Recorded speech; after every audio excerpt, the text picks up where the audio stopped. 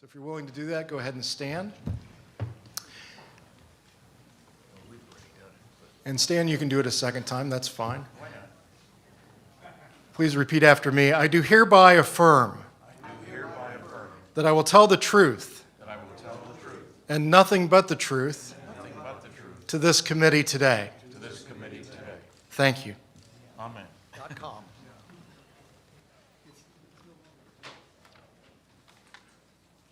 Distinguished Congresswomen and Congressmen, good afternoon.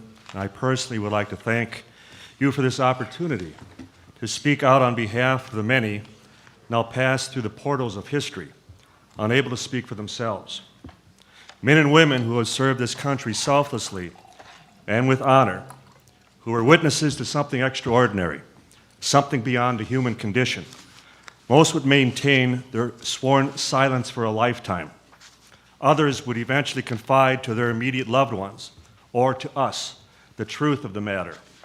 Moreover, to these who this panel represents today, who so valiantly fought for freedom during World War II, who saved the world from Nazi domination, the fates were not finished with such devotion to their country.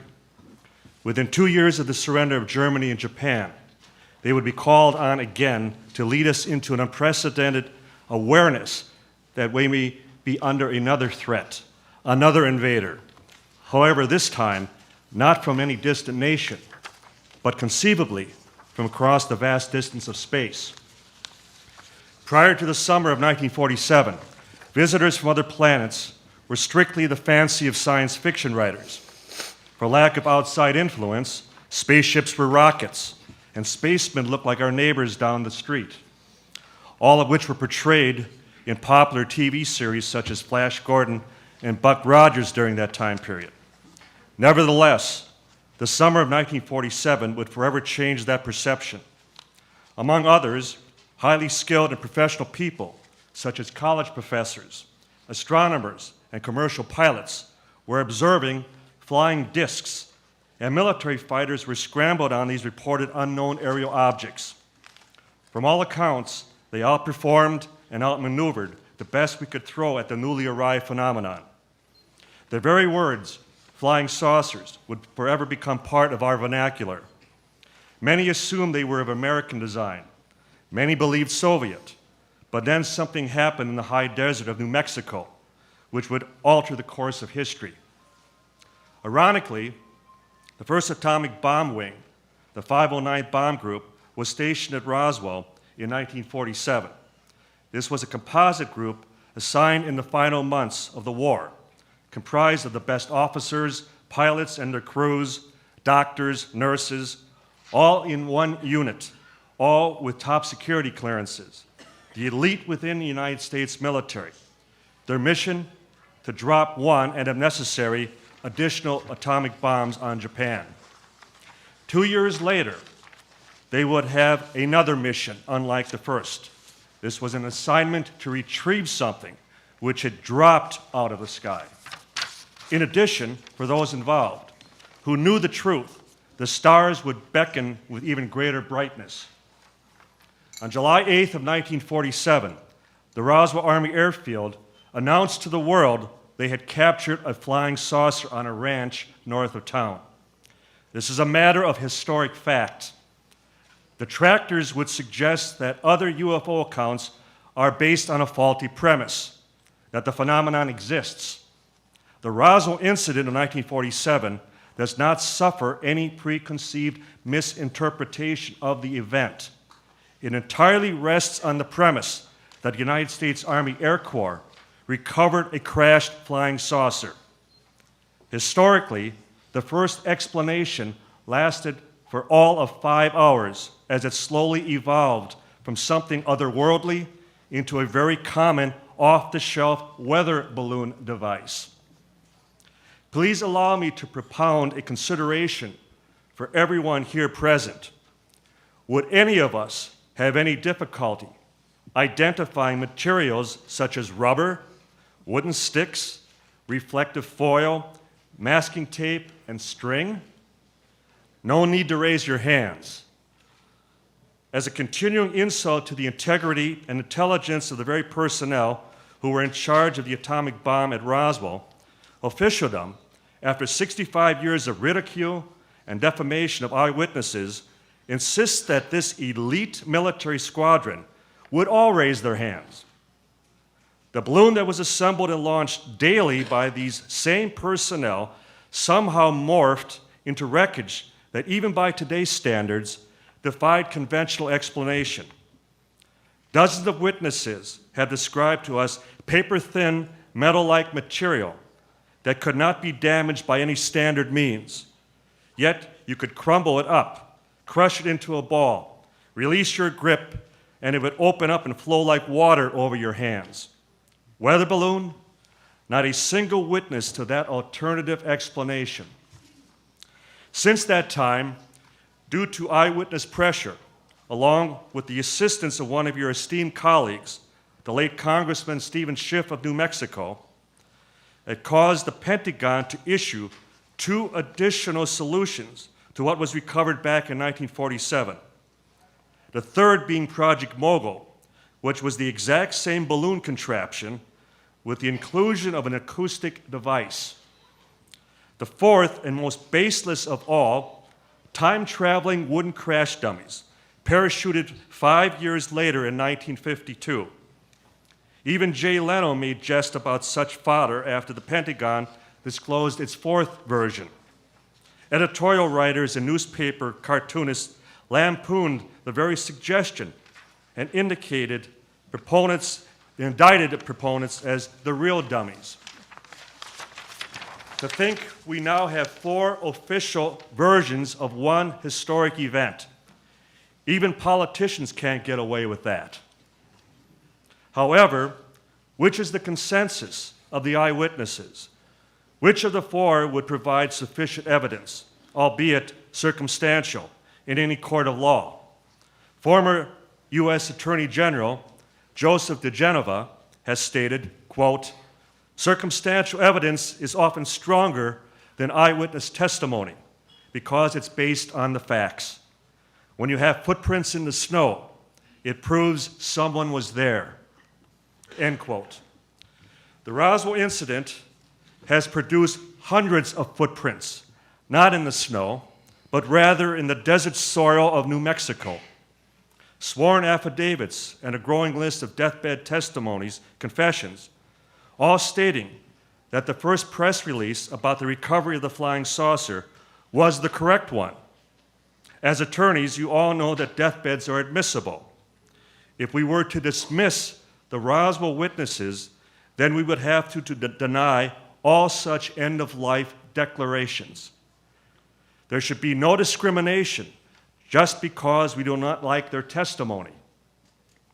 The proponents of a new theory and ideas are rightfully pressed for answers. Yet whether one is able to offer evidence, either pro or con, should not be the issue. Rather, the situation where after years of inquiry and investigation, there still remains questions. The mystery continues. That alone should generate further doubt and speculation.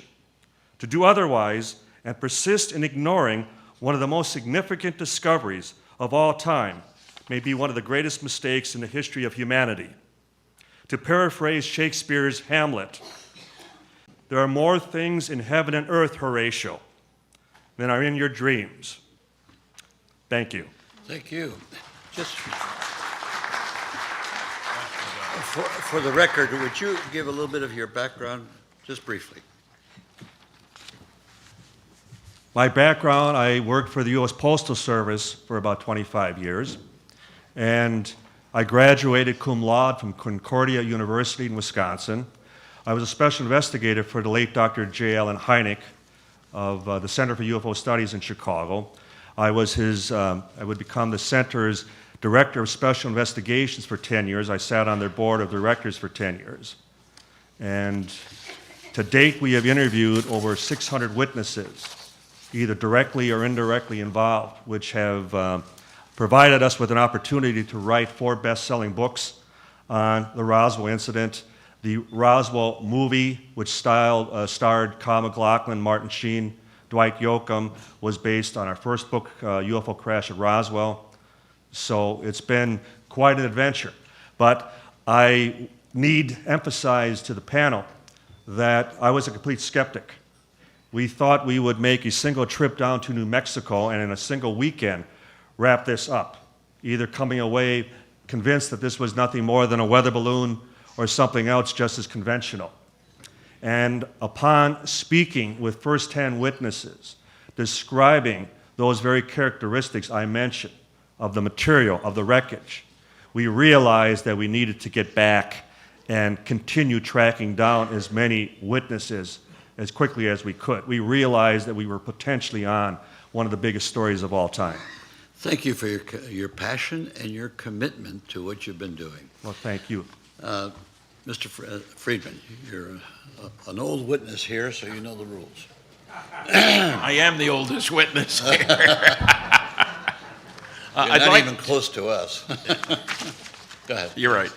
I'd like to show the opticals, the visuals that I supplied, just to go through them quickly, very quickly. Biggest study ever done for the United States Air Force, Project Blue Book Special Report 14, 3,200 sightings, never referred to by the debunkers. The next one, please. Symposium on Unidentified Flying Objects. Those are the hearings of July 29th, 1968. I was the youngest then of the contributors to that. 254 pages, well worth looking at. The next one, please. Dr. J. Allen Hynek's book. He was only the Air Force Project Blue Book consultant for 20 years and chairman of the Department of Astronomy at Northwestern. You'd think when astronomers take whacks at UFOs, they would at least look at Allen's book, but they don't. The next one. There's the University of Colorado study, 965 pages, $539,000 it cost us. The press gave the vision that this proved there was nothing to flying saucers. A more careful look at the report shows that 30% of the 117 cases studied in detail could not be identified. You didn't hear that when the report came out. So let's get those out of the way, and then we'll go on to my prepared testimony here. People have often asked me why I think aliens would want to visit Earth. I have noted many reasons. Graduate students doing their thesis research on a primitive society, mining of dense metals as we have the densest planet in the solar system, etc. But the most important to me is that I consider all civilizations would be concerned about their own survival and security. That means keeping tabs on those primitive societies in the neighborhood that show signs of being able to bother them. By July 1947, it was clear to any aliens in the neighborhood that we have a primitive society whose major activity is tribal warfare, and that soon, less than 100 years, which is nothing on a cosmic time scale, we would be able to visit aliens out there, taking our brand of friendship, everybody else calls it hostility, the facts that demonstrate that our nuclear weapons, powerful rockets, and radar, the beginning of advanced electronics. Isn't it amazing that the only place in the world at that time where you could study all three of these was southeastern New Mexico? Our first nuclear weapon was detonated at Trinity Site, White Sands Missile Range, July 16th, 1945. White Sands is where we were testing captured German V-2 rockets, and some of our own. And that's where we had our best radar to track the rockets. Sometimes they went south instead of north. And of course, as it turns out, there were at least 3 flying saucer crashes in New Mexico. In early July 1947, there was a crash near the small town of Corona, less than 80 miles from the Roswell Army Airfield in nearby Roswell. 100 miles west, there was an unpublicized crash at about the same time in the plains of San Agustin. New book coming out this year about that, not by me. Book by Arthur Campbell. And there was a crash retrieval operation in Aztec, New Mexico, in the Four Corners area, March 1948. New book is available. I was the first to hear about the Corona crash, as discussed in my book, Crash at Corona, with Don Berliner. Simple story. I began lecturing about flying saucers in 1967 while working as a nuclear physicist in industry for little companies such as GE, GM, Westinghouse, etc. In 1978, I was in Baton Rouge, Louisiana, to speak at Louisiana State University. I was at a TV station to do 3 interviews to promote my lecture that evening at LSU. I'd done 2 of the interviews. The third reporter was nowhere to be found. The station manager knew I had other things to do, was giving me coffee, looking at his watch. He was embarrassed, but he wanted to keep me there for that third interview. Out of the blue, he said, "The guy you really ought to talk to is Jesse Marcel. He handled the wreckage of one of those saucers when he was in the military." I practically dropped my teeth. "What do you know about him?" "He lives in Houma." That didn't tell me anything because I didn't know where Houma was. It's a big city in Louisiana. And I did visit there later to speak to Jesse. "We are ham radio buddies," he told me, the station manager. "You should talk to him." Okay, the third reporter, I've heard lots of stories, and you sort of put it in your gray basket. We'll see what we can do. It was a great crowd that night, and the next day I was at the airport early, called information, got a number for Jesse Marcel, and called him. He told me his story. As I found out later, he couldn't deny his involvement as his name was in papers across the country. I didn't know it when I called him. People say, "Why did he talk to you?" Well, he didn't have a choice. He had to talk to somebody because he couldn't lie about it when there was public record. Soon thereafter, I heard about the planes of St. Augustine crash after a lecture in Bemidji, Minnesota. I shared both stories with an old colleague from Pittsburgh, Bill Moore, who lived in Minnesota. He had a third story from the Flying Saucer Review in the UK, which is still being published, which is rather amazing that it's gone on this long. An English actor named Huey Green had noted that he heard about a crashed saucer in New Mexico when driving from Los Angeles to Philadelphia. The date was recalled as early July 1947. That was not a trip you made very often back then. You can imagine what the roads were like at that time. Bill went to the University of Minnesota Library, looked at the newspaper department, found the story, verifying what I'd been told, giving us new names. The next year and a half, we found 62 people in conjunction with that case. That went up to 92 a few years later. And these guys have added, I don't know how many hundred since then. Remember, we're talking about the most elite military group in the world. I got lucky. I called the Roswell Daily Record, which I hadn't known existed before that, looked in editor and publisher. I mentioned that I had some articles noting a crash of a saucer as reported by a Walter Hout, it's spelled 4 different ways. And I was shocked to be told, before I could finish the sentence, "Oh, his wife works here." Boy, talk about serendipity. How lucky can you get?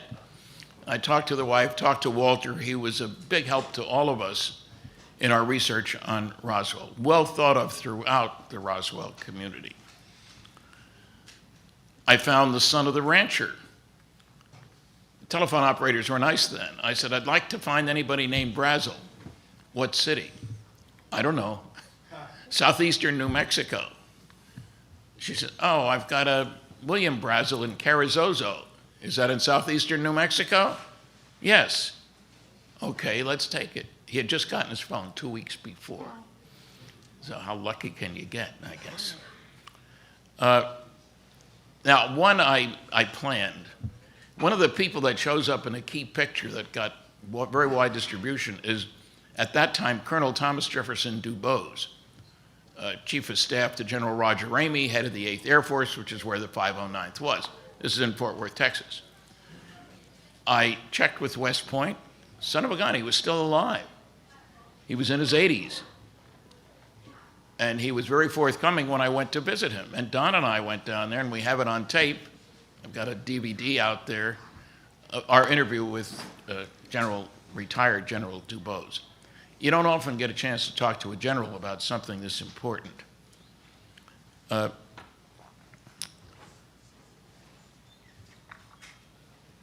several of us here will be speaking at the Roswell Festival, which is early July. Much of the early Roswell research, I better stress, was done before the internet. It was hard work finding people. You called information, hoped they knew something, and so forth.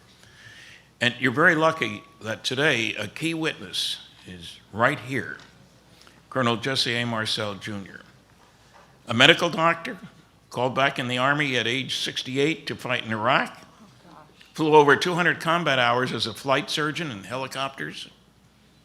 His father was Major Jesse Marcel, and he also handled wreckage in 1947. There are many Roswell debunkers who do their research by proclamation, not investigation. Their motto is, "Don't bother me with the facts, my mind is made up. What the public doesn't know, I won't tell them." We have all found these people. As a physicist, I want facts, not fantasy. So I am most grateful for this opportunity to be here. Thank you very much.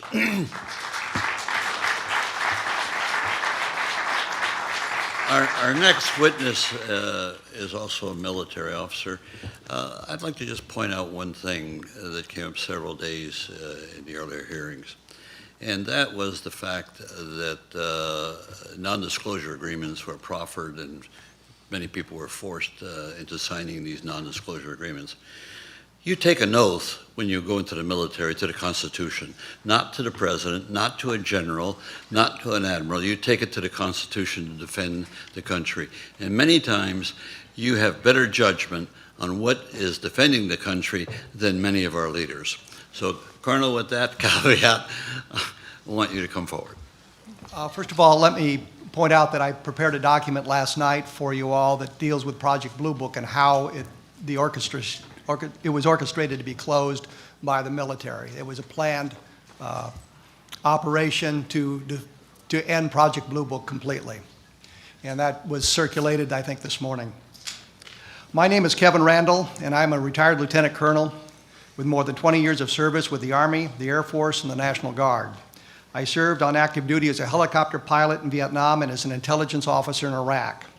I served on both active duty and in the active reserve with the Air Force and ended my military career as the Provost Marshal in the Iowa National Guard.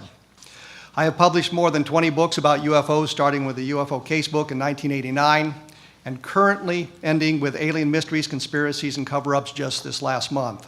I've been working on a book about what can be found in the government files about UFOs for the last several months. In 1988, I was at a science fiction convention and participated in a debate about UFOs with some of the top science fiction writers in the world. These included Frederick Pohl and I believe George R.R. Martin, who I mention here today just because of his success in recent months. When it was over, Don Schmitt talked to me about the Roswell UFO crash and said that the Center for UFO Studies was beginning some research into it. He thought my military background might be a benefit because many of the witnesses were retired military, and of course many of the witnesses had been members of the military at the time of the events. One of the first things I noticed was that Colonel Thomas DuBose had been identified as General Roger Ramey's aide, but brigadier generals don't have a full colonel as an aide. DuBose was the chief of staff, a much more important position. DuBose would later provide some very interesting testimony about what had been seen and done, include transferring the Roswell debris to SAC headquarters in Washington, D.C. at the time, all documented on videotape. We made our first trip to Roswell in February 1989. We started in Albuquerque and had a meeting with Frank Joyce, but when we arrived, Joyce begged off, saying that he was ill. We met with a group of UFO researchers in Albuquerque, but they turned out to be a group of people more interested in the New Age phenomenon and not exactly UFO researchers. At any rate, they had nothing of interest for us, and they had no insights into the Roswell case. We headed to Roswell and met with Cliff Stone. He knew a great deal about UFOs, but was unable to shed any insights into the Roswell case, other than the crash site was beyond twin windmills. We thought this might be a really good clue until we saw how many windmills there were in New Mexico. Our last interview was with Bill Brazel, son of Mac, who had found the debris. I didn't hold out much hope for this, but when we met with him in Carrizosa, New Mexico, he was able to provide us with some very interesting information. We chatted for a few minutes, and then Brazel said to us, "My dad found this thing, and we were off. Bill told us what had happened to his father, Mac, how he had been held at the base in Roswell for a number of days, how he'd been asked not to talk about it.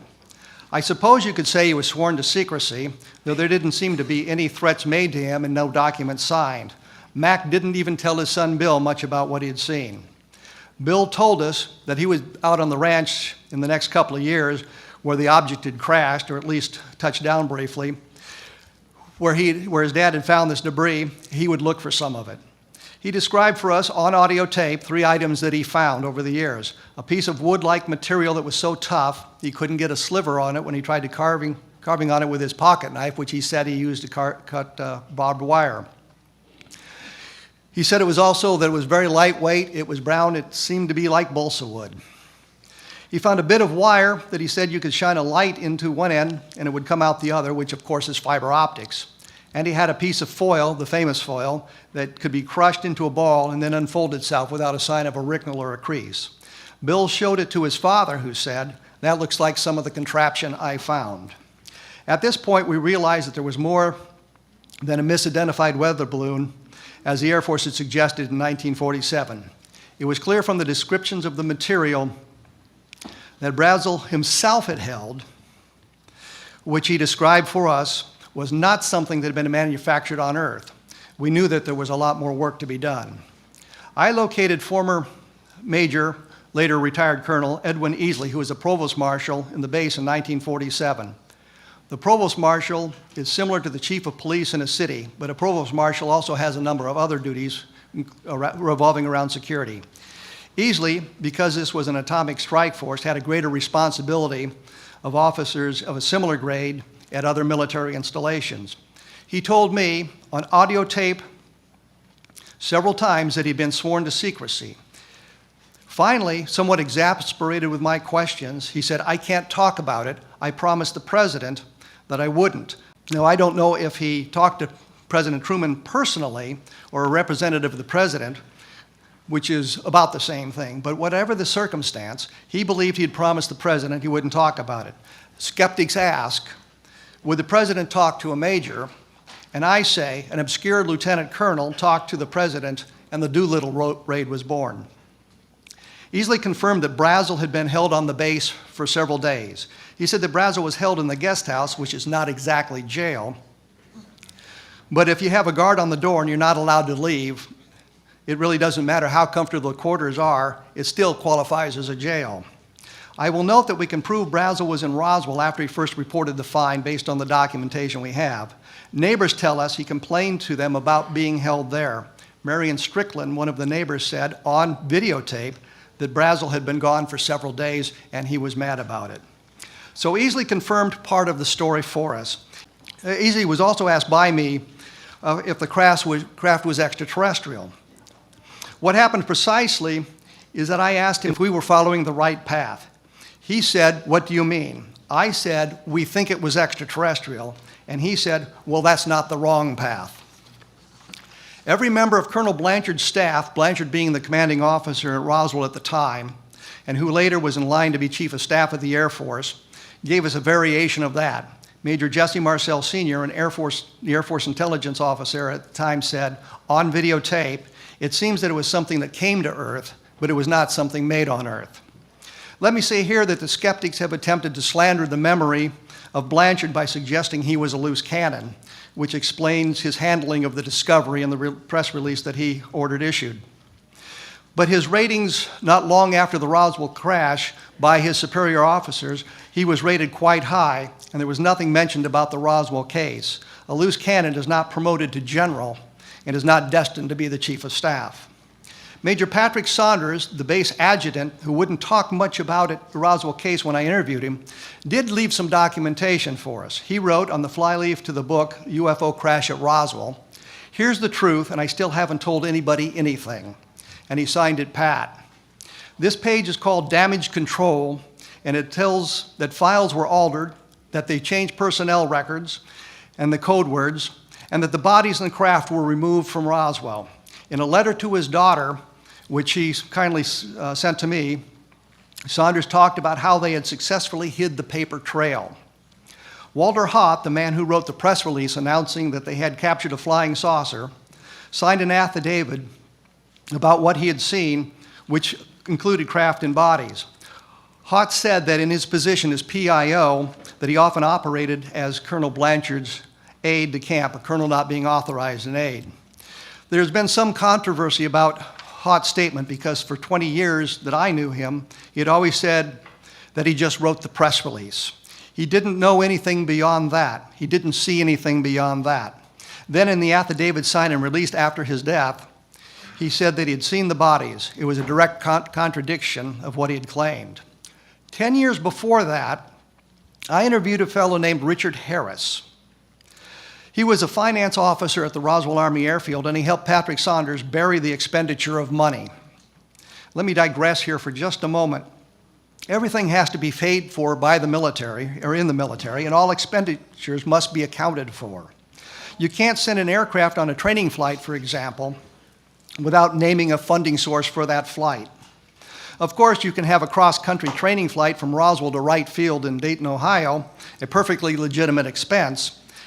And you can always put the wreckage of an alien craft or the bodies on the flight without having to notice it or note it. The flight is paid for out of the training budget, and there is no need to mention the genesis of the mission, which is to take the stuff to Ohio. So Harris confirmed some of what Saunders had said, but more importantly, he told me that he'd seen the bodies, or he had almost seen the bodies. According to Harris, he was in a hangar where the bodies were temporarily located, and Hott asked him if he wanted to see them. Harris said that he put his hand on the doorknob, but he didn't turn it. This stunned me. Given the chance, I would have opened the door. But that's today in 1947. Harris said that he didn't want to see that. But it confirms to an extent what Walter Hott said about seeing the bodies. And as I say, Harris told me this 10 years before Walter Hott mentioned anything like that. Now, I have noticed I have just a minute left, and I had some interesting things I wanted to cover. But let me just say this. The Air Force claimed this was Project Mogul. The documentation suggests it was flight number 4, but when we look at the diary created by Dr. Albert Crary, who is the leader of the project, he said flight number 4 had been canceled. There was no flight number 4. There is a note that says that they had made it some kind of a test flight, but it's not part of the official record of the project in New Mexico. Mogul, by the way, was not highly classified. The equipment was off the shelf. What they were doing in New Mexico was published in the newspapers, and worse still, according to the documentation, these flights had to be announced in the FAA NOTAMs. These notices to airmen were items that could affect aerial navigation. An array of balloons, some 600 feet long, drifting along at tens of thousands of feet, fit that definition. Moore was aware of that in 1995, wrote that they had not contacted the FAA because they didn't expect this mythical flight number 4 to leave the restricted area. I wanted to mention one final thing, and I see my time has expired. But on July 8th, they made the press release. On July 9th, according to the newspapers, the United Press reported, reports of flying saucers whizzing through the sky fell off sharply today as the Army and the Navy began a concentrated campaign to stop the rumors. The question is, what happened to make them stop on July 9th when they had published everything else? I will say this, in 1947, the Air Force said what fell at Roswell was a weather balloon.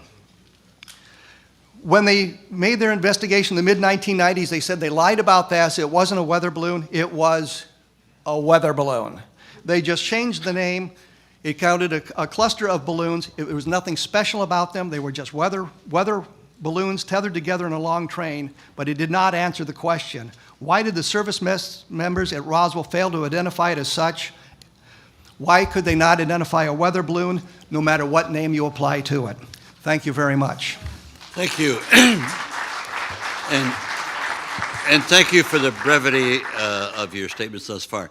I want to clear up something because we've got 3 Marcells there, and we're talking about your father, who was a major intelligence officer. Is that correct? Yes, sir. Okay, then you're a colonel in the Army that was a medical doctor in addition to that, yeah. And then you've got your son. You would be Marcel number 2. He's Marcel number 3. Okay. Now, and your position at this point, and then we've got Denise, who I presume is your wife. Sister. Okay. So we got the whole family here, and we're going to get testimony from all of you. Appreciate that. And so, Colonel, please proceed. Yes, sir. I'm the son of Major Jesse Marcel, who was the intelligence officer for the 509th Composite Bomb Group based out of Roswell Army Airfield in 1947. The 509th, as you may recall, was the squadron who entered the war with the atomic bombing of Hiroshima and Nagasaki. My dad's credentials obviously were very impressive. In the course of his career, he was not only one of the few officers selected for the 509th, but he also went to radar school and also was a staff member of the Air Force intelligence officer. The radar school was important because in that he would have been very familiar with all kind of weather balloons and radar targets and the paraphernalia associated with this kind of a device, weather balloon or mogul balloon. But a balloon is still a balloon with off-the-shelf material. I myself followed a career in medicine, graduating from the LSU School of Medicine in 1961, and I joined the military shortly after my graduation and internship. My first taste of the military was being stationed on board the USS Renville, which was a troop transport ship destined for Cuba. We spent several weeks sailing around in circles south of Cuba in preparation for the invasion, which fortunately never happened, or else I wouldn't be here. Yeah, really. And I ended my career as an Army colonel in December of 2005 after a 13-month tour in Iraq, where I gained 200 hours of combat flying and things like that, just having fun out there, really. And I did not come home entirely unscathed. However, I got severe PTSD from all the rigmarole, and also I developed a weakness in my legs that they think is related to some sort of toxic contamination that I became exposed to in Iraq. But that's neither here nor there. Actually, my story for the Roswell part began in the wee hours in the morning of July 1947, when I was awakened by my dad, who was returning from an assignment to collect debris of unknown origin from a ranch out of Roswell. This is the Foster Ranch, and this is the debris that Mac Brazel had run across. Apparently, the rancher, by the name of Mac Brazel, notified the local sheriff of Chavez County of the downing of some sort of aircraft on his land. He was not quite sure what the nature of this was. He'd seen weather balloons, go down there before, so he was not sure it was that either, but it was something very different. The sheriff in Chavez County contacted Colonel Blanchard, who was the commander of the Air Force Base in Roswell. Now, Colonel Blanchard knew my dad was the intelligence officer, so he dispatched my dad and a CIC agent, Sheridan Cavett, to investigate what this was, whether it was one of our planes or just whatever, just an unknown crash site. So it was their job to go ahead and ascertain what was out there and bring representative portions of this back to the base so they could study it to make a final determination of this. As it turns out, our house happened to be on the way to the base, and this is in the wee hours of the morning. So my dad, knowing that he had seen something very special, wanted my mother and myself to look at this also, because as he said, you'll never see this again. So what he did, he stopped off at the house, awakened my mother and myself, and again, the wee hours in the morning. It was summertime. I've been playing all day with the bicycles and things like that. I was 11 years old at the time, however. And he brought us into the kitchen, and I saw a smattering of this strange debris on the kitchen floor that he had pre-positioned. He said, look at this. I think this is what you call a flying saucer or remains thereof. I was not quite sure what a flying saucer was at that time because I was more interested in bicycling and using my .22 rifle for practice. But at any rate, the first thing he wanted us to do, or me particularly, was to check the debris out, make sure there was no electronic components there, looking for vacuum tubes, resistors, condensers and things like that. But there wasn't any. And he already knew that, but he wanted me to satisfy my own curiosity as is. The debris itself consisted of three components, three types. There was a foil, a very tough metallic foil of some nature that I can't really describe. I have to add that I did not see the bending and unbending of it, but my dad witnessed it. He said it would, if you fold it over, it would unfold and assume its original form. In addition, there was a black plastic debris, like a broken phonograph record. But the strangest thing I saw was, as being passed around right now, was this is a replica of one of the I-beams, or the beams I saw in the wreckage. In that, you'll note there's some symbols written along the inside surface of this, and they're a purplish violet hue, semi-reflective of light. But this is basically what this was. Is this a replica? Or Yes, sir, this is a it's replica. If it was original, I wouldn't have it.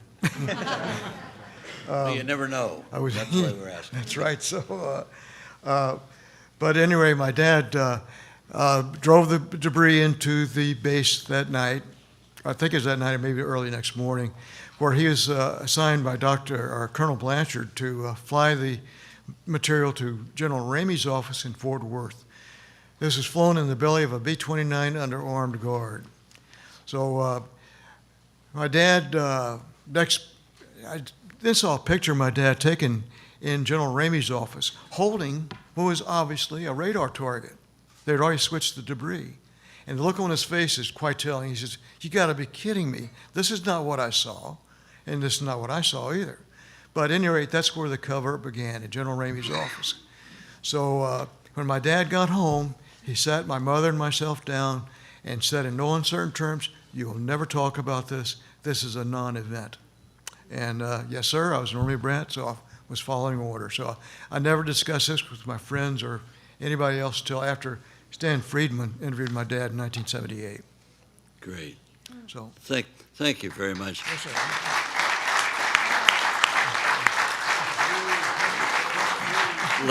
Let me reemphasize. As a military officer, you took an oath to the Constitution, not to General Ramey or to anybody else. It's the Constitution. Yes. Okay? Yes, sir. We move now to your son, Jesse, the third. The third, yep. Marcel. Marcel's a French name? Marcel? Yeah. Thank you to distinguished members of the committee. I am here today not to speak as an expert witness to what I have heard and researched about Roswell, but simply to help you to get to know two great men, my grandfather, Major Jesse Marcel Sr., and my father, Dr. Jesse Marcel. My grandfather was a simple man who just wanted to lead a simple life. Closer to the mic, please. Oh, sorry. I could restate that. My grandfather was a simple man who just wanted to lead a simple life. Starting at a very early age, when he wasn't helping the family with the farm, he would sneak away to find parts to build radios. Later in his life, before entering the war, he would use these skills to build a ham radio that would become a lifelong passion. He would spend endless hours chatting with people from around the world. Things would change rapidly as we were pulled into the Second World War. On his own accord, he went from his job as a civilian draftsman to join the war effort, where he excelled in his duties from the very beginning. His superiors recognized his aptitude towards problem solving and sent him to intelligence school. Again, he excelled in his courses and was asked to teach the next incoming class. He would eventually end up in the Roswell Air Force Base working in our nuclear bombing program with the 509th Composite. With the war over and a life returning to a sense of normalcy, Grandpa would receive a simple order, an order that would change his and most of our lives forever. The heavens would open up and send us a visitor that would establish the words alien and flying saucer in the English vernacular, and it was him they sent to investigate. Decades later, my father followed in Grandpa's footsteps as a military man serving the Navy to train to be a medical doctor. Soon after, he would settle down in Clancy, Montana to raise a family and continue in the reserves to become a helicopter pilot. As the only EMT, I remember as a child going with my father on his rounds, not the ones to the hospital, but the ones where he would visit his parents in their homes. He would carry in his little black bag and take care of his patients in the same caring way that he would take care of the rest of us. Back in the office, if a child showed up in ratty shoes to his appointment, a new pair would be waiting for him, on their next visit. I remember very fondly watching him not only build a telescope, but his design and construction of a computer guidance system for the telescope long before there was such a thing, at least on an amateur level. He would spend endless hours wrapping small green glass switches that would eventually become the brain.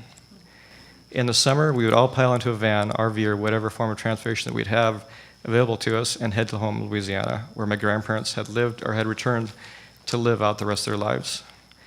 I remember so clearly driving down the shell-covered road leading up to their house, with the most notable feature being a huge greenhouse that easily equaled the size of their residence that my grandfather lovingly built for his wife, Vio. My grandmother had a green thumb like no other. My father would send her a tomato plant that would barely survive the short Montana summers into immense vegetation that would reach the floor to ceiling. Each morning, my grandfather would lead me to his shop, occupying a space between the house and the garage. He'd reach up into the rafters and pull down fishing poles that had been there for decades. These poles were not made of fiberglass, but of bamboo, very simple but effective in their trade.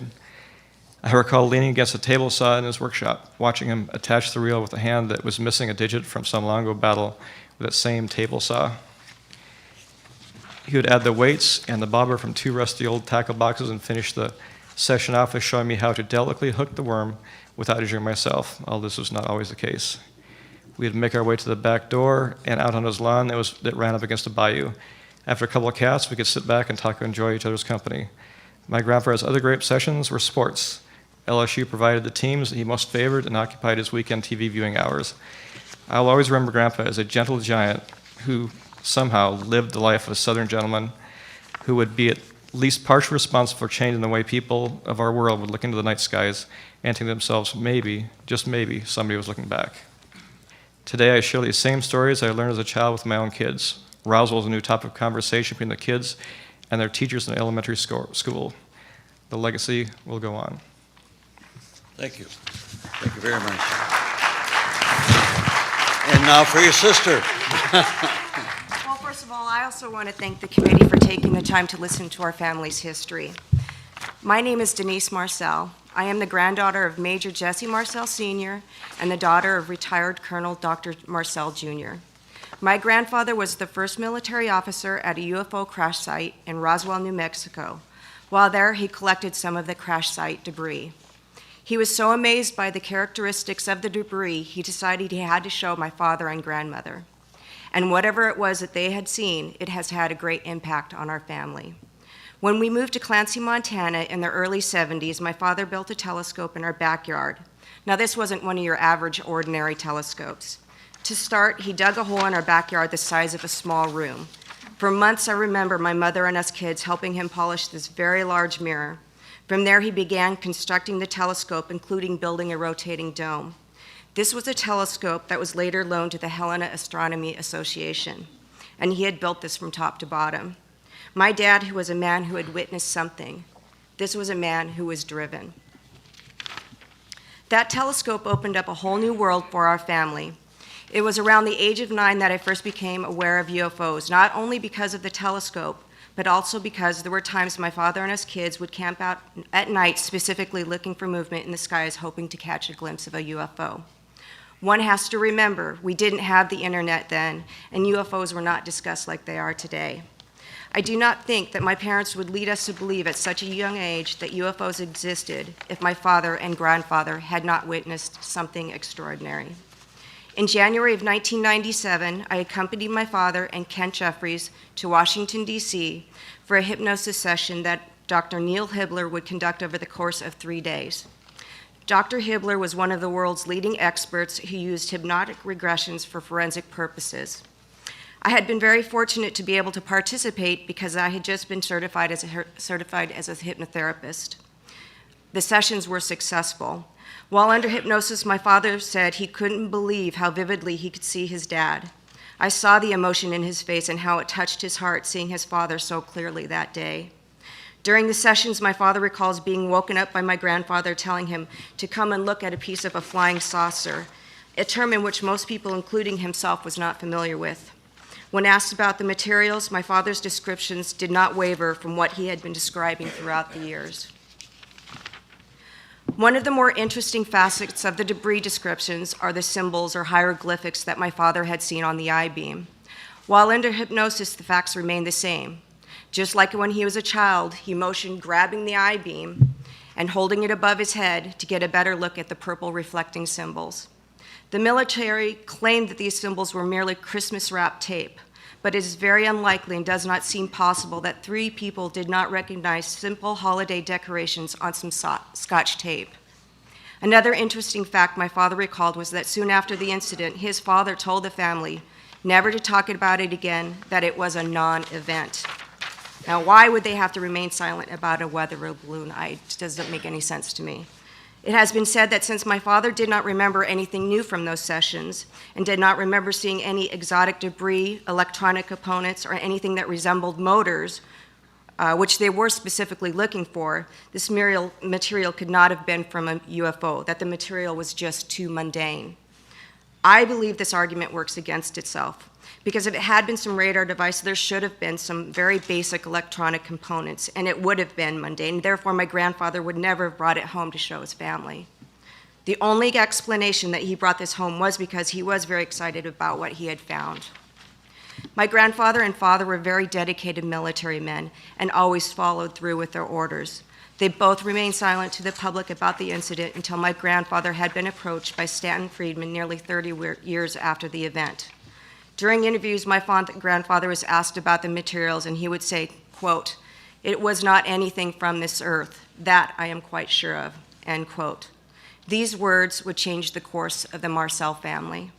The reason he was ordered to go to the site was because he was an intelligence officer familiar with all of the materials used in aircraft and travel. He was very qualified to make an assessment of the crash site debris. And for the record, my grandfather had nothing to gain when he spoke to Stanton Friedman. He just felt the same way that I do, that the world should know the truth. It has affected my family's life in so many good ways and some bad. But because of this, I was also given the greatest gift of all, and that is to have an open mind. I feel that sometimes agendas are put in front of our rights of being citizens, and not everything that the government has told us is the truth. Because when it comes to the Roswell incident, I believe my grandfather and my father. Last and certainly not least, it is my hope that from my father, my grandfather, and all of the other wonderful people who have found the courage to step up and tell the truth this week will be given the respect and recognition that they deserve. Thank you. Thank you.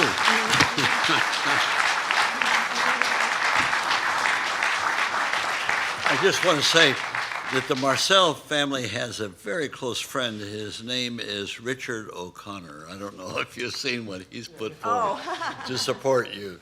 So he's a friend of yours.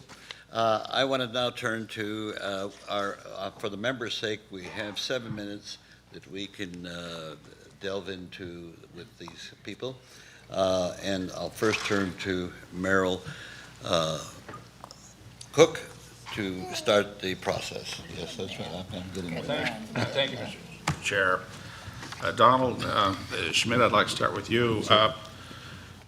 You said that you went down to New Mexico with an idea of doing something in the fiction area. You weren't really much of a believer. No. But it changed your mind. That was Kevin Randall and myself, correct. And what changed your mind is you said you met with firsthand witnesses. Correct. Now, I'd like to know what year that was. That was February of 1989. Okay, and could you tell me who those firsthand witnesses were that you met with? Dr. Randall had mentioned specifically it was the son of W.W. Mac Brazel, Bill Brazel Jr., and we could also add his wife, Shirley, who were both firsthand witnesses to the material. So you talked to them on that occasion? We had the opportunity at that time and many times thereafter, including other members of the Brazel family. What we could also point out is that Bill Jr., the son of the rancher, was fortunate enough to discover additional remnants from the crash. Months thereafter, especially after heavy rains, pieces would wash to the surface.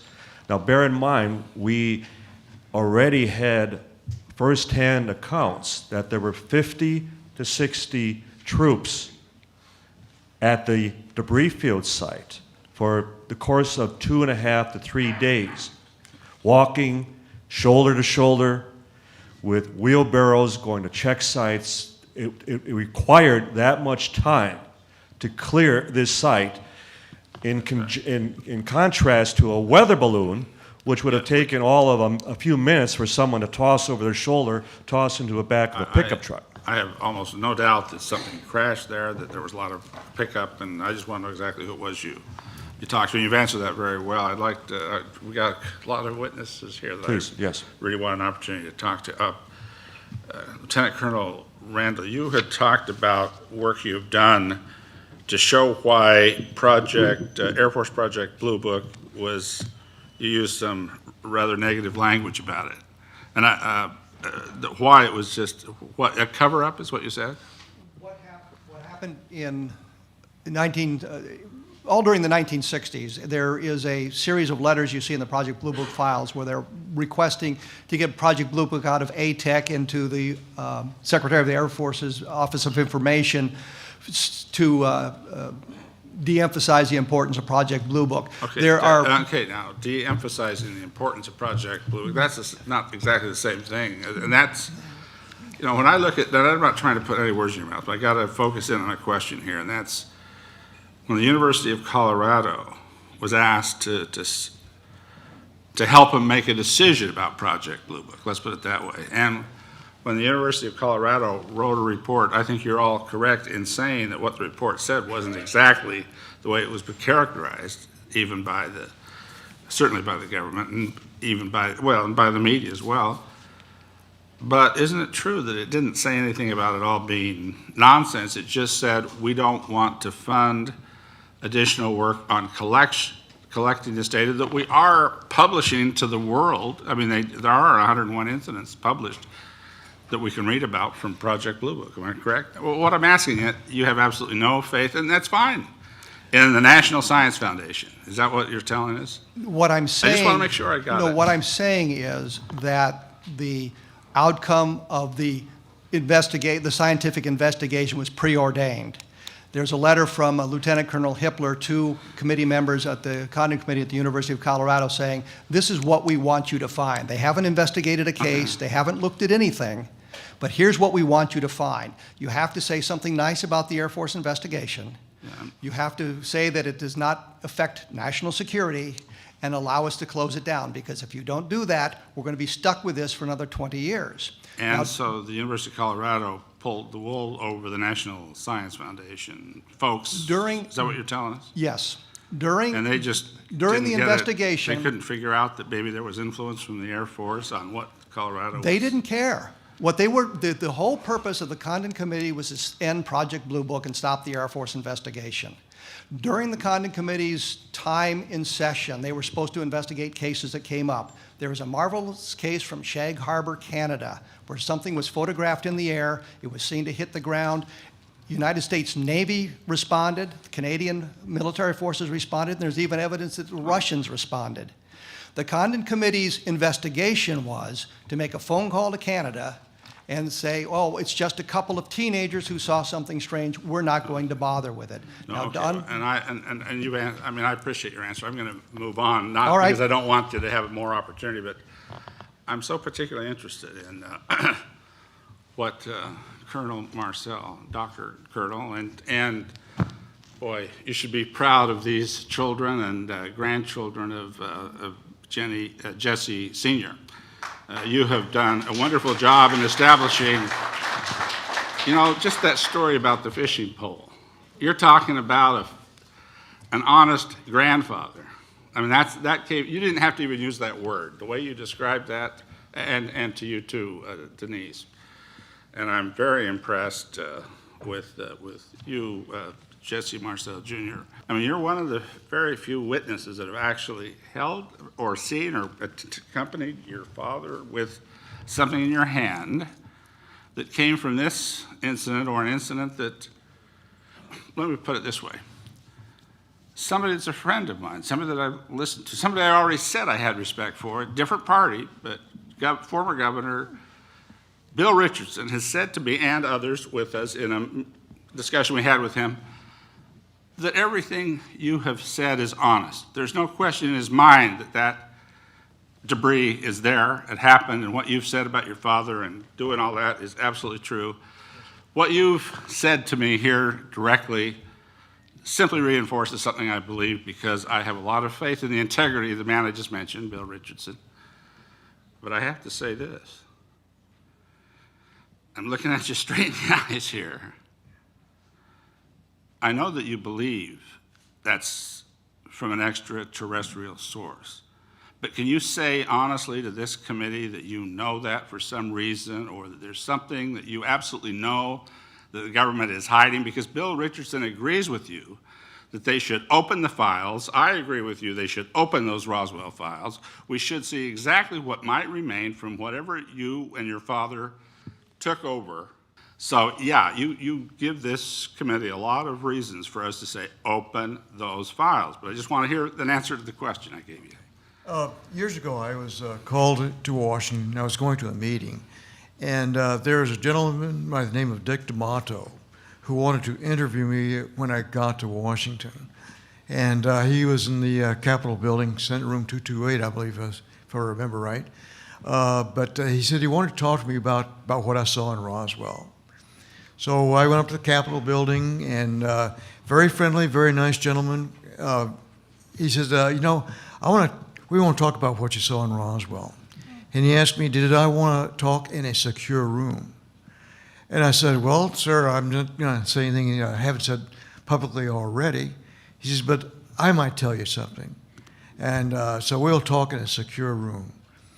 So we went down into the basements, several floors down below in the Capitol building, and there was this beautiful meeting room there with a big table there with the pictures of our founding fathers across the overhead there.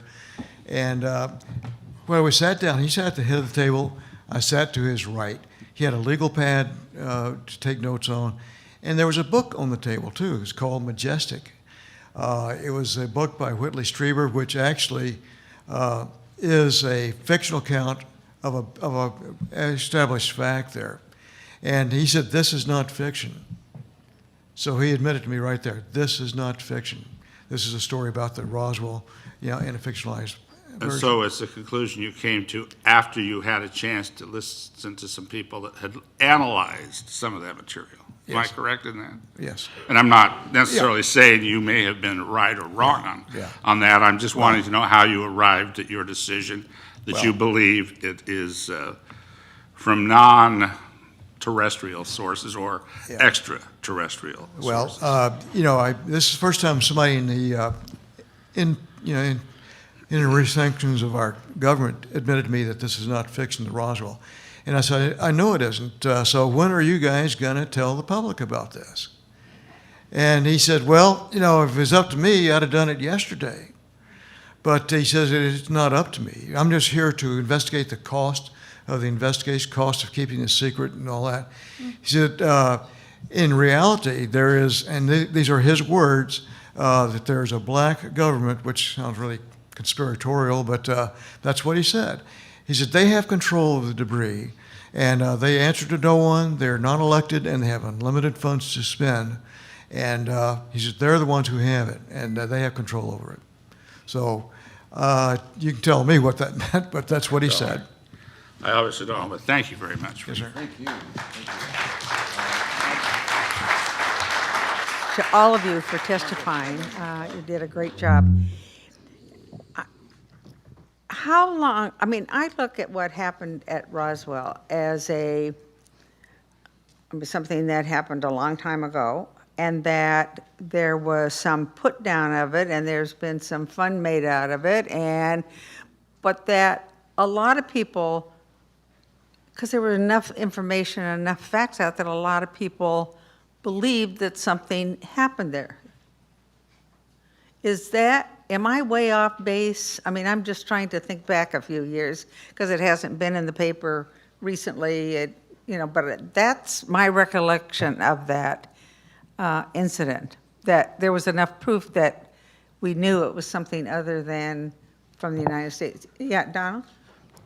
As I'd mentioned in my opening statement, I'd like to emphasize that we had the good fortune of working with and having enlisted the late Congressman Stephen Schiff of New Mexico, who pushed for congressional hearings on this very matter through the early 90s. Right. And so much so that he had sent 3 separate letters to then Secretary of Defense Les Aspin, which all went unanswered, which only intrigued him and raised his curiosity all the more as far as, well, what are they hiding? I'm just asking, as the late Senator Barry Goldwater, and even his request to General Curtis LeMay, can I at least see the file? To which LeMay said, hell no, and don't ever ask me again. So we're in good company, whether we're talking about Goldwater or Schiff or even former presidents Bill Clinton or Carter, who also would lament the fact that they could not get the truth about Roswell. But getting back to Congressman Schiff, in his failed efforts, as the press itself became more interested as to who would win this tug of war, because he was being stonewalled not only by the Secretary of Defense, but also the White House, Right. and then the branches of the military. And he had assurances, specifically from the Air Force, that should they find anything in their files, he would be the first one. Well, as Newsweek magazine very aptly put it, as though a preemptive strike, they called a press conference here at the Pentagon, and Colonel Richard Weaver, as Colonel Randall mentioned, in putting out the Project Mogul theory, same balloon. It was just a redesign of the same balloon explanation. And I'll never forget how I called up Congressman Schiff here at his office in Washington, thinking that, well, that would end that relationship because he would have to accept that new explanation, that new solution to the Roswell mystery. And his immediate response to me was, Don, they're a bunch of damn liars. And he had assured us, and you know the history, he assured us that with his reelection coming up that we would then resume the effort. Well, he would die shortly after his reelection, age of 51. We don't read anything into that except that we lost a tremendous ally. And in that, there was a lot of that publicity, the fact that someone within the government was actually sticking their nose under the curtain, under the tent, for nothing more than asking to see the files, and still being turned down, still being told, just as Senator Goldwater, hell no, and don't ask. There was debris. I mean, it crashed. There was debris, and talked about touching the debris, and that it was not something that you'd ever felt or done before. Is that still around, the debris from that? Not with us, it isn't. That's the problem. We don't have the debris. We don't have pieces. What happened to it?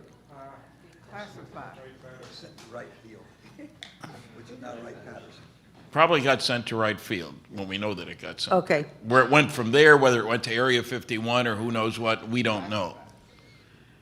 The security curtain slammed down very quickly. How That's quickly what afterwards? How many? 5 hours. How many? 5 hours. From the actual announcement of the recovery of the flying disc, it evolved, as I mentioned, within 5 hours into the weather balloon. In fact, as Stanton mentioned, and we have Brigadier General Thomas DeBose, who was even in 2 of the pictures with the substituted weather balloon. He stated that the balloon was a hoax, that part of it. They were ordered, as he described, to get the press off of the general's back, off of General Ramey's back. They were the ones who substituted the balloon for the real material. And when you have a brigadier general going on the record actually stating that the official government explanation is a hoax, you would think it would get the media's attention. Right. And that's also the dilemma that we have had with the very conception of the investigation of the Roswell incident. The fact that, well, why don't the witnesses come forward?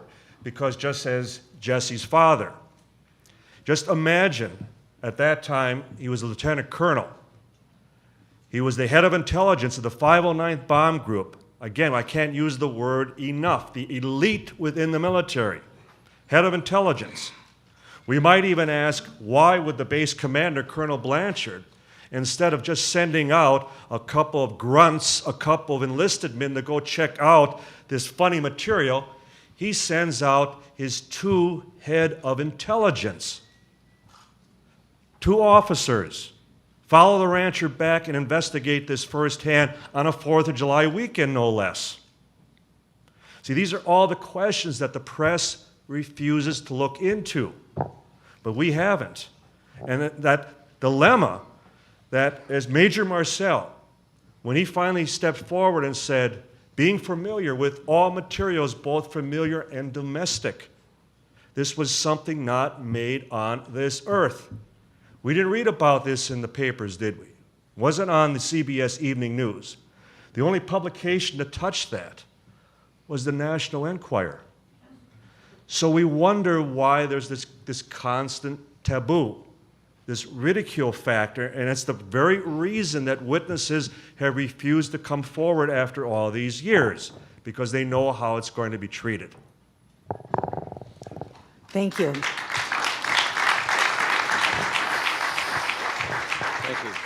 I want to ask Colonel Randall, what is the significance of the July 1947 Roswell incident, in that we also had a significant one in July of 1945? Tell me, what is the significance? Well, the events in Roswell in 1947 set up the entire cover-up. At that point, we Cover-up of what? cover-up of the alien visitation. Okay, say that. What we look at is, after the Kenneth Arnold sighting on June 24th, 1947, there was an awful lot of stories in the newspapers about flying saucers. There was all kinds of discussion about what they were. One scientist postulated that if you left a dark movie theater and you walked out into the bright sunlight, you'd see spots in front of your eyes. This is what people were seeing. Didn't explain why the spots were black instead of silver. There were military officers making comments. At one point, one officer said, well, we're not interested in the flying saucers anymore. I don't want to know the editorial. I want to know what about the Roswell incident began the cover-up, you just said it, and no, don't give me the editorial part. Just stay on that part. Stay on the scientific part right there. What happened at Roswell, the cover-up of the alien, whatever we think that is. I hate that word, but whatever that is. Why, and yet, even yet today, why? In 1947, we'd just come out of a war. We are worried about our competitors in the world. If we can exploit this find, discover the propulsion system, discover the materials, how they work, we take a huge step ahead of our competitors in the rest of the world. So in 1947, it makes perfect sense. We don't want people talking about this. The Russians aren't going to spy on us if they don't think there's anything there to spy on. So they've eliminated our competitors. Why it persists today, I am somewhat puzzled about, because it would seem that we've become much more sophisticated and we would understand what's going on in the world around us and space around us, and we wouldn't be frightened. Unless we still don't understand. And I think the problem is we haven't decoded the materials. Okay, thank you, sir. That was good. And now you guys who know these people, you don't get to be a major in any of our militaries unless you're a well-respected, highly decorated individual about our nation, our family, and who we are. And that was your father, sir. Congratulations on that. As 11 years old, as you testified today, you witnessed the Roswell incident's crash. I'm saying crash. You might have called it something else. I don't know. Crash is good? Okay. You witnessed particles from the crash, balloon notwithstanding, whatever else they said notwithstanding, actually saw particles of what the craft may or may not have been. Did you not? Yes, ma'am. Decorated father, you're now a colonel, a medical doctor, and the Roswell incident continues to be mysterious to some, factual to many.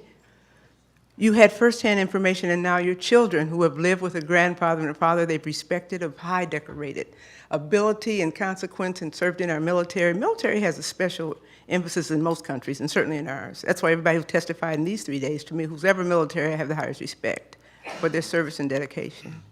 What would you offer to this committee at this time on this issue, Roswell, that would help me to understand, and the rest of us as well, where we go from here? What you've seen, you've already kind of gave us a sample of it and all of that. What else should we know before we get up from here today? Well, I think what it does, it tells us that we're not alone in the universe. As a matter of fact, there's other civilizations out there, and they're finding Earth-like planets around other star systems every day. And that means that we're probably just beginners on the new kids on the block, so to speak, that they are obviously more advanced than we are in their science and hopefully their cultural abilities too, that they can get here from wherever they come from. So, and it also means that that they survive their nuclear destructive abilities too. I think any civilization that develops into the space travel has gone through a nuclear age, and we're still on the precipice of either surviving or not surviving ours. But it means that they did, and if they can do it, we can also survive our nuclear warlike tendencies.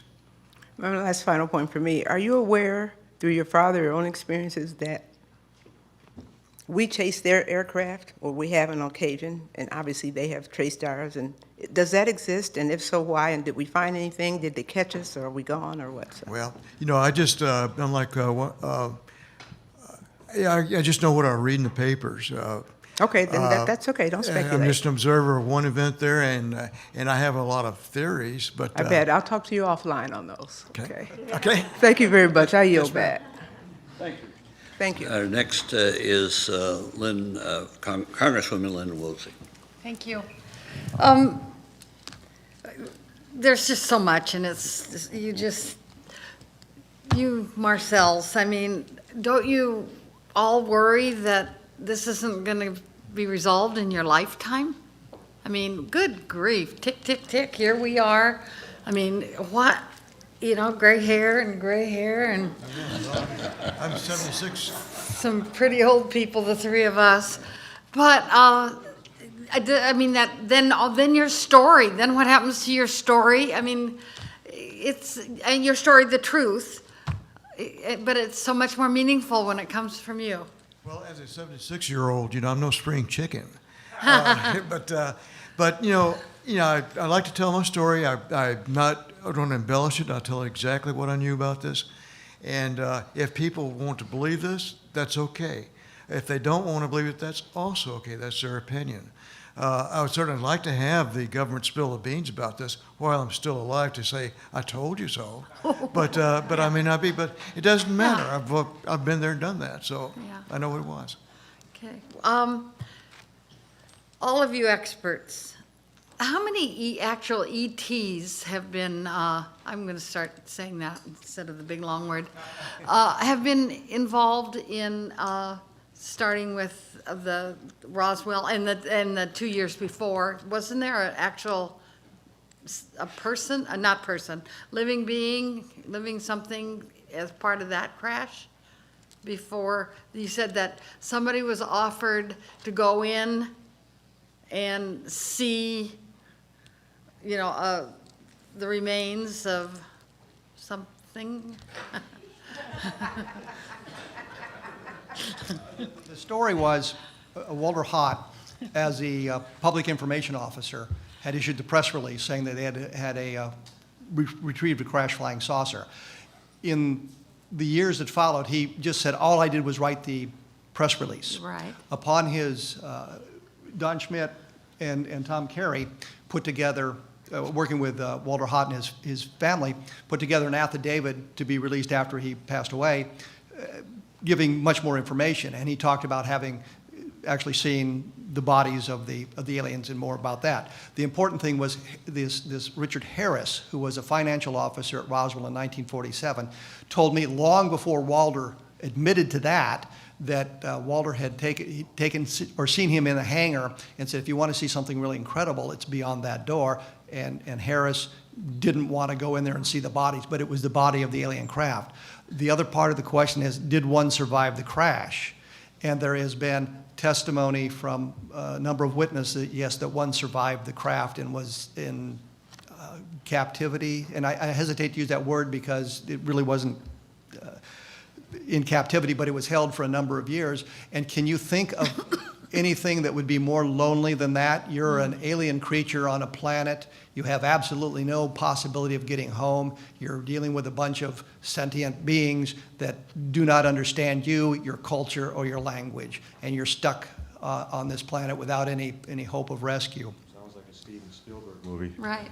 But the point is, there is some testimony that suggests that one may have survived for a period of time, and I believe the date of its supposed death was in 1952. Well, since then, okay, there, since then? One of the things beyond firsthand witnesses to the materials, to the wreckage, to the characteristics that even by today's standards defy conventional explanation, have been, and sadly, but also much to the credit again of the witnesses, in maintaining that sacred oath to the Constitution, that so many of them, to their very deathbeds, before they would finally confide to their spouses, to their children, and invariably, they all talk about the little people, the little men. They all describe either having been out at the site and having witnessed the bodies, or they were posted at the hangar, P3, Building 84, at the Roswell Army Airfield, where they were on guard, and they would observe the wooden crates being assembled and the bodies being placed into these boxes before being shipped out. Shipped out to where? Well, we have the documentation, again, and we have the eyewitness testimony, Wright Field in Dayton, Ohio. Okay. We have the late Brigadier General Arthur Exon, who was with Foreign Technology Division, which did the testing, the reverse engineering of captured weaponry and armory from World War II. So it made perfect sense that you had something crash of either foreign or something beyond that design. It would go to foreign technology. And Exxon described, not firsthand, but that he was aware of the fact that when the materials from Roswell arrived, when they came in, it was the first impression, because no one was able to recognize this wreckage, that it most likely was Soviet. But after it was tested, he described that there was a unanimous consensus that the materials had to be from space. So any of that recently? I mean, that was quite a while ago. We've conducted to date 3 archaeological digs at the debris field site, the very site that had this huge debris field that canvassed an area of almost 3/4 of a mile long, hundreds of feet wide. Where is it? This is just outside of Corona, New Mexico. It's about 65 miles northwest of Roswell. This is where the rancher first reported the find and then led the 2 intelligence officers, Major Marcel and the head of counterintelligence, Captain Sheridan Cavett. Okay. Okay, thank you. Thank you very much. Thank you, Congressman. Congresswoman. Did your father, Colonel, mention seeing bodies? Actually, the closest that came to him, my wife asked him one day, "Did you see the bodies?" And he said, "No, I did not see them myself, but I knew people who did." But what? He knew people who did see the bodies, but he did not see them himself. Okay. I mean, it's blanket statement right there. My wife is the one who asked him. Finally came out and asked him. Who were the people that saw the bodies? He did not elaborate, so I'm not sure who he was. But to answer the question, no, he did not see the bodies. Okay. I'm trying to understand the sequence of events, what happened here. You mentioned, Mr. Schmidt, that they sent 2 officers there when ordinarily they would have sent some lower level people to investigate. What was unusual when they simply got the word from the rancher that something had crashed? Why would they think that was unusual enough to send officers? That is the question. Yeah, what is it? And again, especially on a 4th of July weekend, Yeah. that it would have been brought to the attention. Now, keep in mind, the rancher did not go to the military. He reported this to the sheriff, Sheriff George Wilcox of Chavez County, headquartered in Roswell. And it was only due to the fact that there was a reporter by the name of Frank Joyce from radio station KGFL who suggested this sounds like a military matter.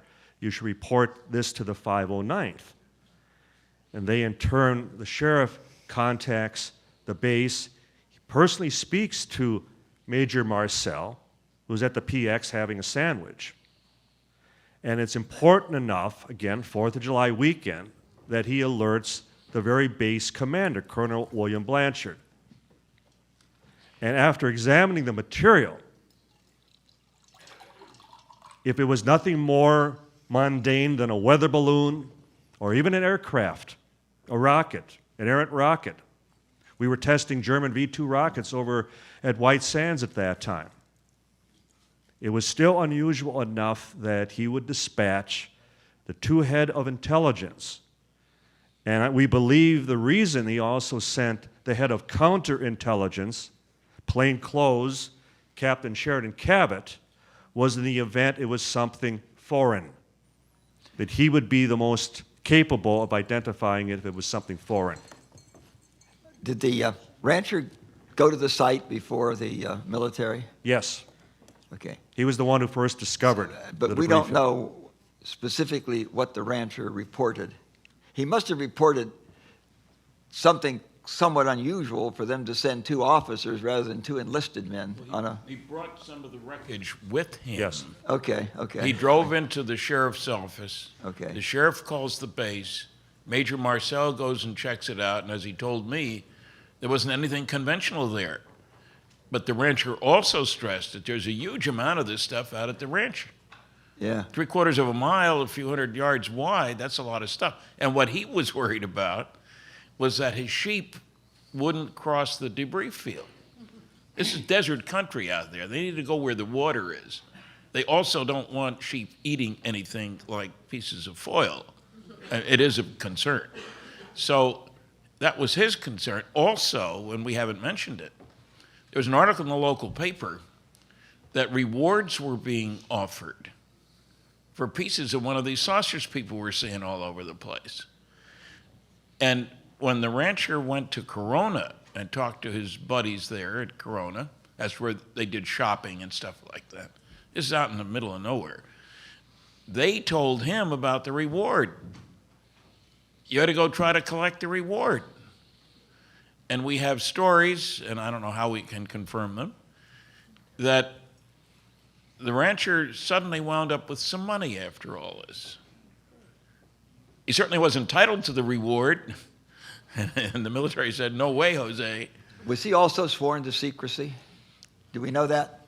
The rancher. 2 years later, when his son, Bill Jr., had recovered enough pieces to fill up a cigar box, and his wife, Shirley, even described how he'd come home for dinner after working the ranch, and he kept this one piece in his leather chaps, and she would describe how he would take this piece out, and she'd watch as he'd try to whittle on it and poke through it, and then he would crumble it up, crease it, fold it, and every time he'd lay it down, it would just smooth right out. 2 years later, there's a knock on his door, and there was a military captain and 3 non-commissioned officers. We know what you have, and you will give it to us. So he turned over the box of material. This was 2 years after the incident. They mentioned to him, according to Bill Jr., that just as your father swore that he would not say another word about this, and should he ever discover any more material, he would contact us immediately. We're asking the same of you. We should mention one other thing here that I think gives an idea of the scope of the concern by the military here. We have heard testimony from the daughter of the rancher of the sheriff, I'm sorry, that she was staying with her grandmother. It was a grandmother. There was a show on television about UFOs. And the grandmother says to the granddaughter, you know, the reason your grandfather didn't rerun for sheriff was when that saucer crashed, the military came to him and said, if you ever tell about what you saw, we will kill you and we will kill your family. She was horrified. You didn't believe them, she says to her grandmother. I was there. I believed them, was the answer. So, you know, sure, it's a little story, but we've heard it. The granddaughter was a teacher. They were, how shall I put this, threatening. Could the gentleman from Maryland yield just 30 seconds to clear up one question that's, and anybody that can answer this. Can anybody here give us the name of any person that would have been at least the age of 18 or older in 1947, who at the time, in a similar way to how Jesse Marcel Sr.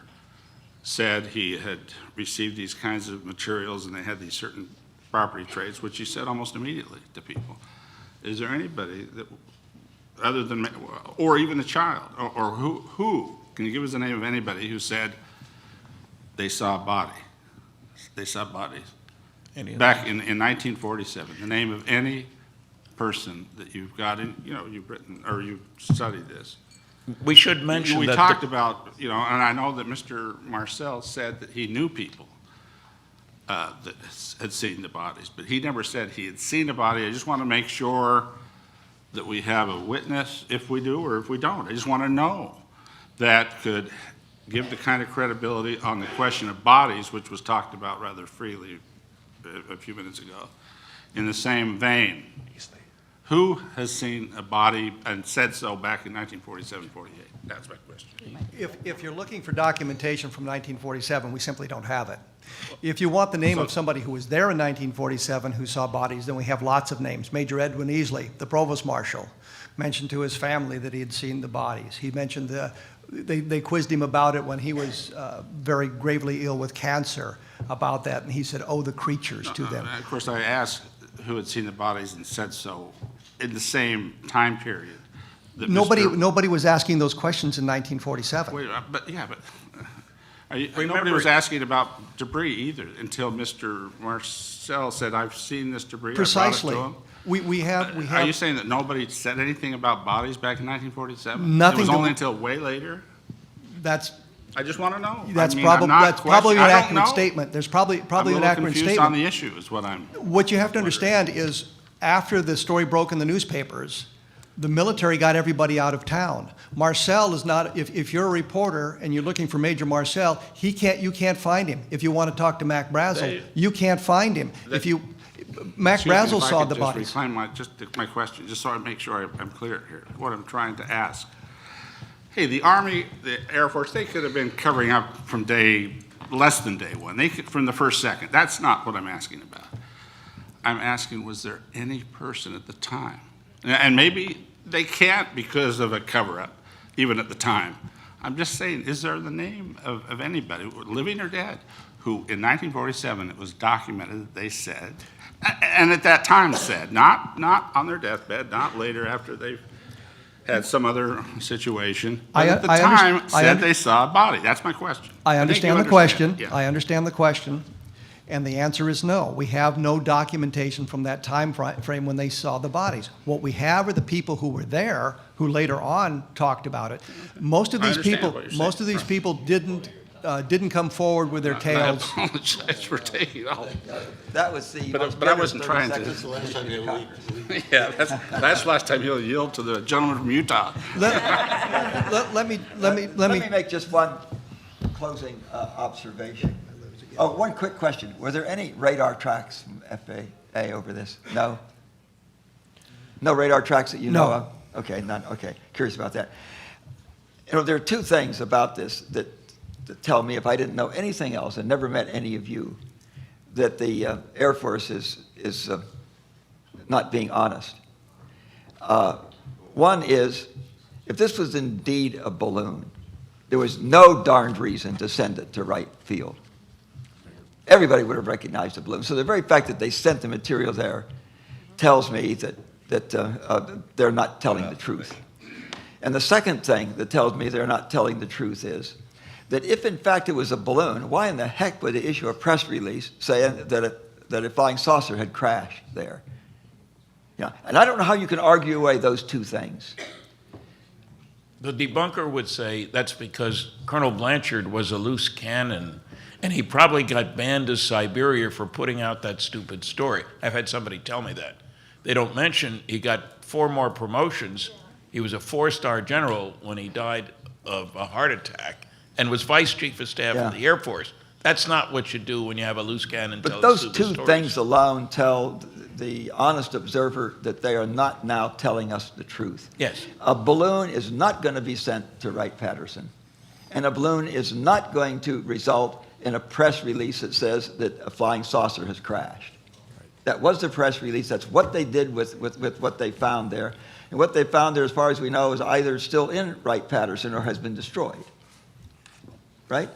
Or it's been moved to another location. which- But it's still in their possession. It can be, Yes. it can be tracked to Wright-Patterson Air Force Base with documentation. And Wright Field then, I think, Wright wasn't Field it? at the Yeah, time, yes. right.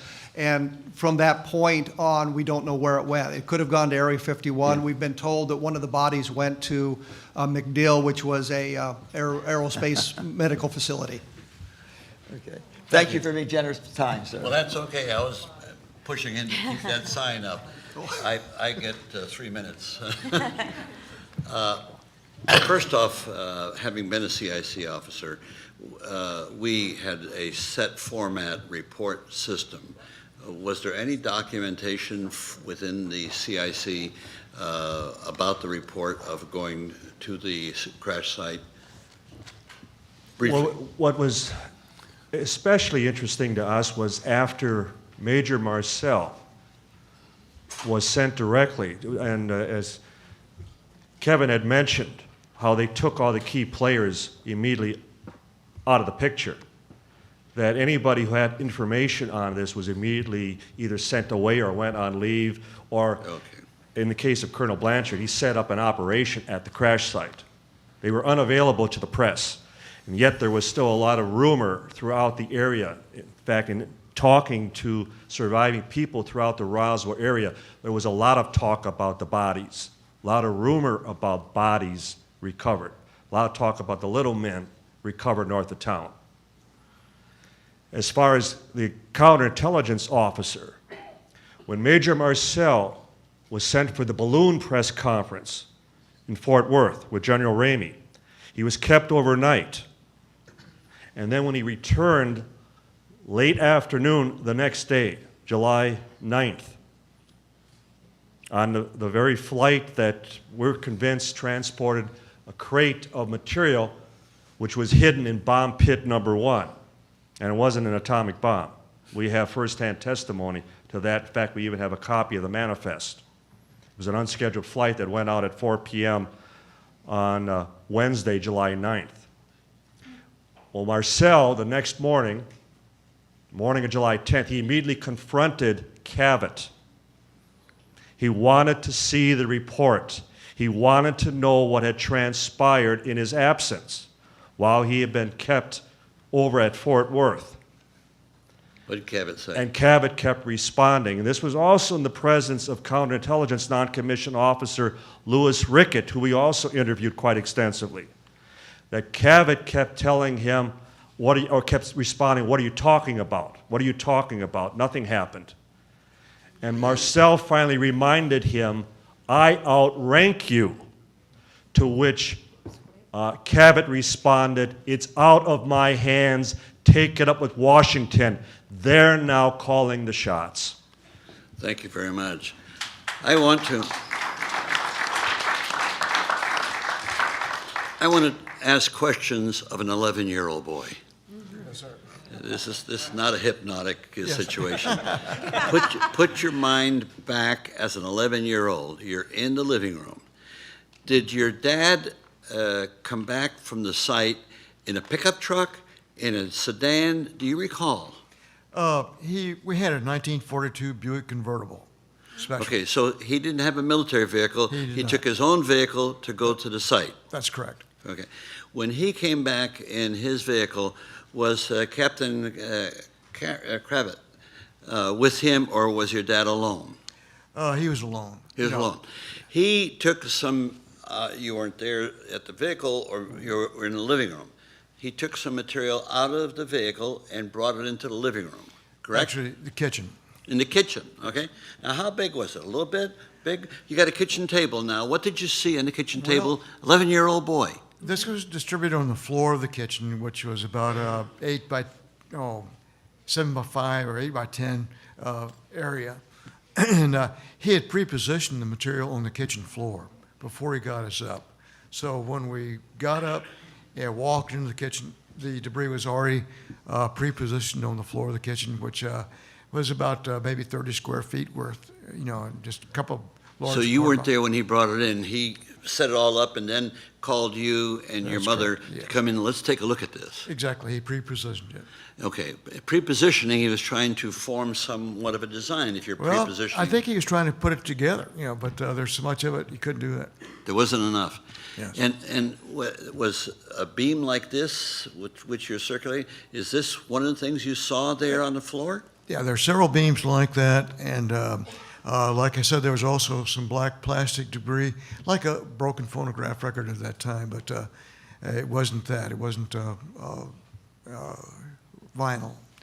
So, but the debris primarily was the beams, the foil, and the black plastic debris. I did not, again, see any electronics. As your father is talking to you and your mother, did he mention any fact that, boy, we saw this debris and look at it, but we also saw some bodies? Did he say anything like that? No, sir.